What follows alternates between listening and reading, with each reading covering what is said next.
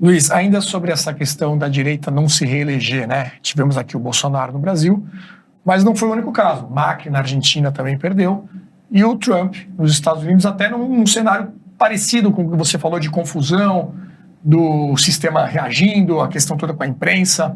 Muita gente compara esses dois cenários.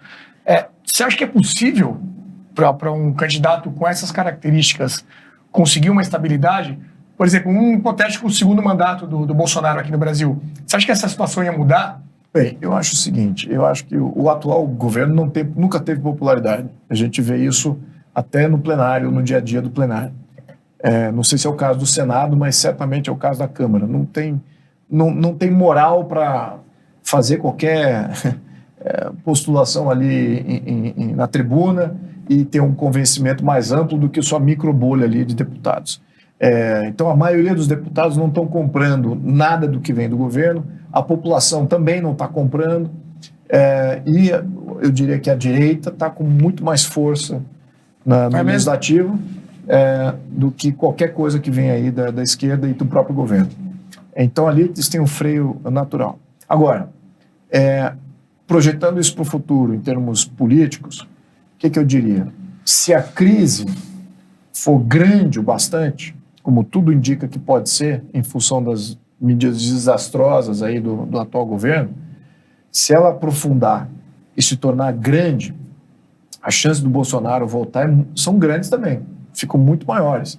Se a crise não for grande, mas ainda assim seja um Brasil de lado, aí, um crescimento medíocre ou bem abaixo de qualquer coisa que seria a expectativa da classe média brasileira, o que acontece? Aí talvez um mais moderado da direita possa surgir.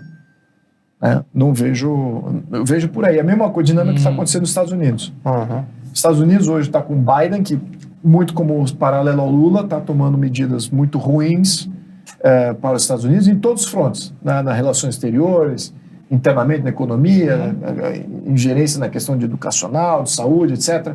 Se bem que o governo lá gere muito menos do que aqui, ele tem influência. Uhum. E a influência está sendo muito negativa lá.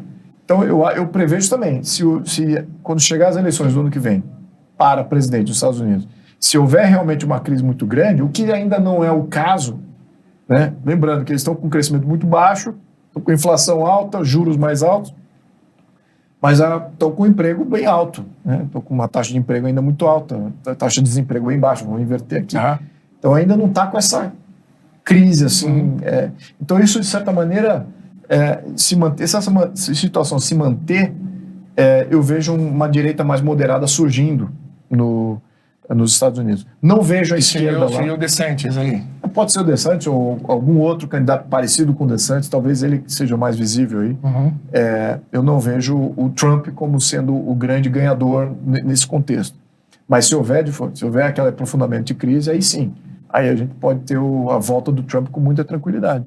Então eu vejo alguns paralelos com relação a isso aqui, né? Mas eu espero não ter essa crise aí, porque isso envolve o sofrimento da sociedade. Ninguém quer ver isso. Então, de certa maneira, o que a gente faz como oposição agora? A gente está ajudando o governo, de certa maneira. Porque está se opondo a medidas desastrosas e, então, dando sobrevida a esse governo, né? Se a gente fosse... Não é um quanto pior, melhor. Exatamente. Como o PT, por exemplo, a esquerda, quando eles fazem oposição, é para destruir o Brasil.